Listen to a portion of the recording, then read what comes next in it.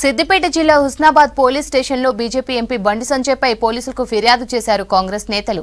మంత్రి పొన్నం ప్రభాకర్పై సంజయ్ అనుచిత వ్యాఖ్యలు చేశారని మండిపడ్డారు నాయకులు. వెంటనే బండి సంజయ్ క్షమాపణలు చెప్పాలని డిమాండ్ చేశారు. సంజయ్ ప్రజాహిత యాత్రను అడ్డుకుంటారనే సమాచారంతో పోలీసులు బందోబస్తు ఏర్పాటు చేశారు.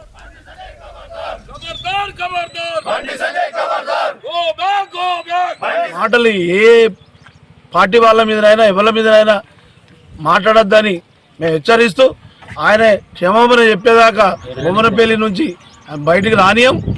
మేము మహాత్మా గాంధీ ఏదైతే అహింసా పద్ధతులలో స్వతంత్రం తీసుకొచ్చాడో ఆ పద్ధతులనే ఈ బొమ్మనపల్లి బార్డర్ మీద నలుదిక్కులా మేము బటాయిస్తూ ఉన్నాం.